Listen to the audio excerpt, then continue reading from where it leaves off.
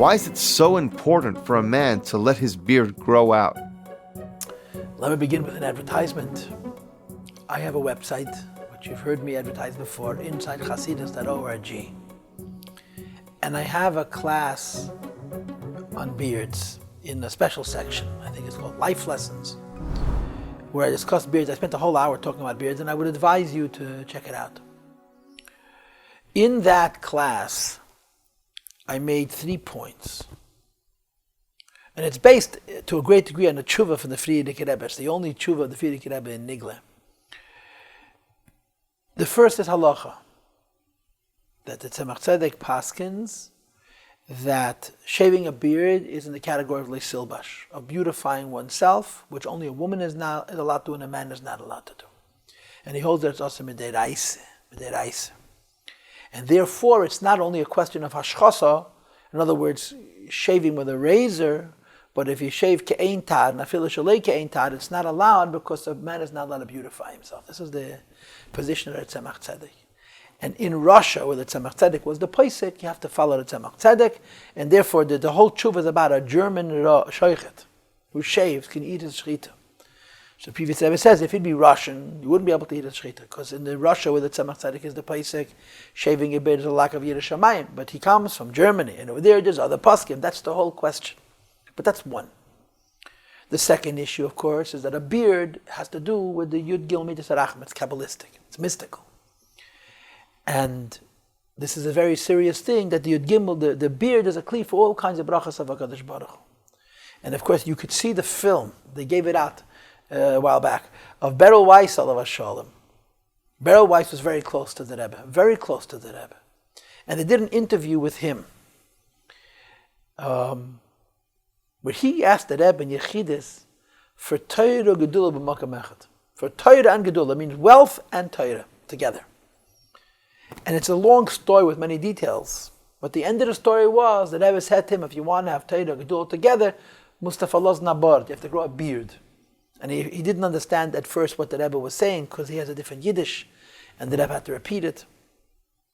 So he went home and started to shave, and his wife protested. I think the Rebbe had told him that he has to make sure his wife approves. So he shaved. Anyway, this happened a couple of times. The end of the story is that one time, I don't know if he had his wife's permission or didn't have his wife's permission, but the bottom line is he let his beard grow.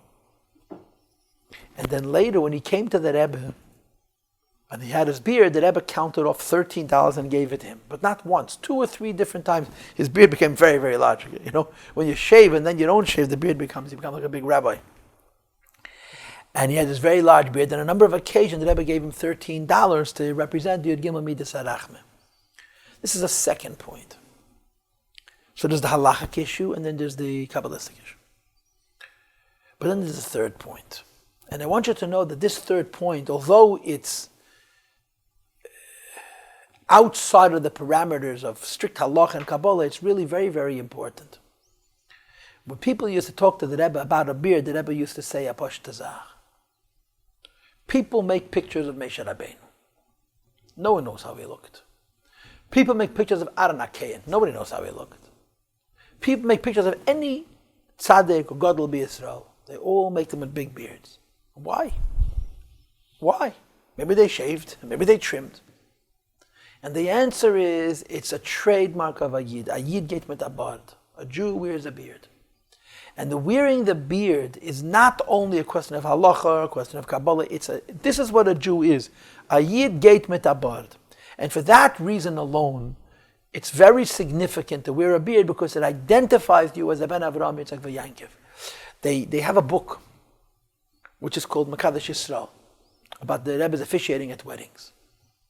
Now, when the Rebbe officiated at weddings, which was mostly during the 1950s, he made 2 rules as preconditions to his Siddur Kedushin. One was that the Kala would wear a sheitel.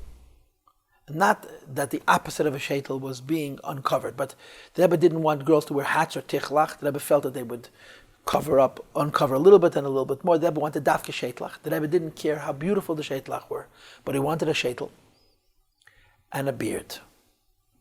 And you had to give these 2 conditions, and if the chassan and kala agreed, then the Rebbe would be Masada Gedush. There's a story about a Yid who refused to grow his beard. And then the day before, he told the Rebbe, "Willst nicht, darf man nicht. If you don't want, I don't need. I'll get somebody else." So one of these people came to the Rebbe the day of the wedding and told the Rebbe that he's prepared to grow a beard. And the Rebbe told him, "Now it's too late." He says, "Why? The chuppah is in a few hours." So the Rebbe said to him, "You're not interested in me. You're interested in die was kommen zusammen mit mir, those who come along with me. And for this, I need more time." So a lot of the Rosh who were working, they never went to yeshiva, they were working to support their mothers and their brothers, were clean shaven. And as they got married, they would grow beards, and the Rebbe was Masad Gedush. One of them was a Yid by the name of Beryl Raskin. This is Raskin, the fish store on Kingston Avenue. So he tells an interesting story that when he and his Kala went into the Rebbe for the bracha for the Shidduch, so of course he asked if the Rebbe would be Masad Kedushin, and the Rebbe said that the Kala has to ask, and this was very standard, the Kala would ask, and then the Rebbe said to him, in Yiddish, the Rebbe said to him, "Ich wollte sehr gewollt, du sollst verlassen abort. I really would like you to grow a beard. Nicht weil ich heiß, not because I'm telling to you, but as is richtig. That's the way it should be. The Tata deine gehat abort, your father had a beard. The Zayde deine gehat abort, your grandfather had a beard. You should have a beard." And of course, the condition was that if he'd grow a beard, the Rebbe would be Masad Gedush. A few weeks later, Rabbi Chadikov calls him. And Rabbi Chadikov asks him, when is he going to go to the Ohel next? Now understand that in those days, he almost never went to the Ohel. It's not like now. So he tells Rabbi Chadikov the day of the wedding. So Rabbi Chadikov says that the Rebbe wants him to go now.